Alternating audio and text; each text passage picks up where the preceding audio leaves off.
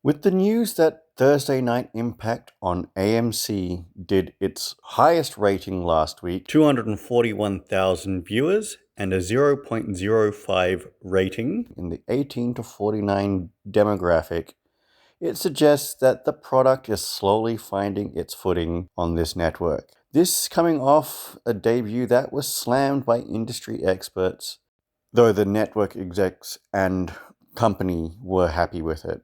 The following week did see a post-debut drop-off in viewers, but only slightly though. Another positive for the execs and company management. It seems that TNA and AMC have settled into what makes a compelling live show. That said, something seems missing still. In this video, we discuss what TNA Wrestling is missing, as well as some possible solutions that would help make it be taken seriously again.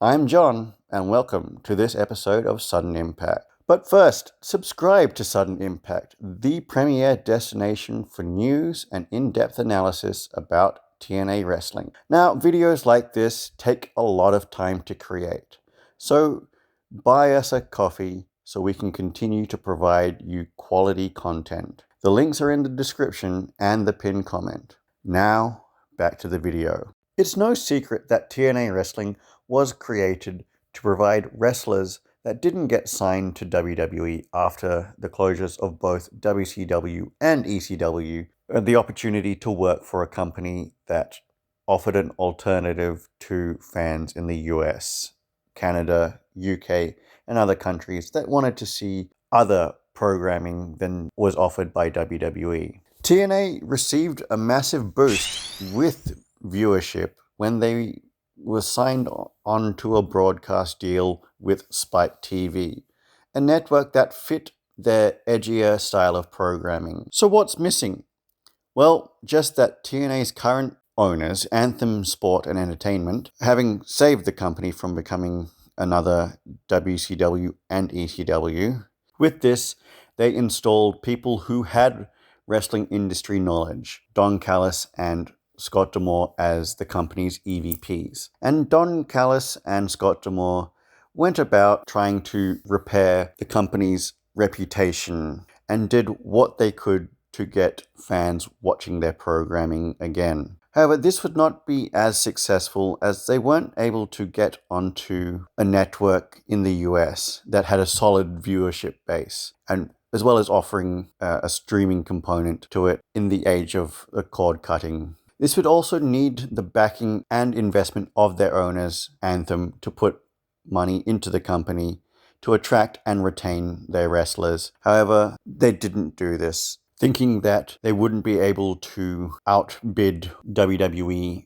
and Tony Khan-owned promotion All Elite Wrestling. Now, TNA Wrestling is back airing Impact on AMC and AMC Plus after the network signed a multi-year deal to air the company's flagship program. Before this, TNA programming was aired on Anthem-owned Access TV, meaning that TNA wouldn't receive any income from the network, only the exposure of being on the network itself. Even when TNA rebranded itself back in 2024, returning to the company's TNA name, Scott D'Amore then sold TNA EVP, who became the TNA president, went to Anthem requesting that they increase their investment into the company to make them do this exactly. However, Anthem rejected his request. This would ultimately result in D'Amore getting fired from the company. So there is the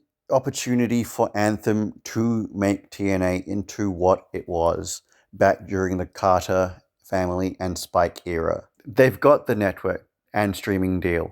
All they need now is for the owners, Anthem, to put money into the company. But we want to hear what you think about this. Let us know in the comments and subscribe to Sudden Impact, the premier destination for news and in-depth analysis about TNA Wrestling.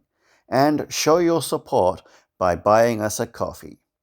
The links are in the description and the pinned comment. For now, I'm John, and this has been Sudden Impact. We'll see you next time.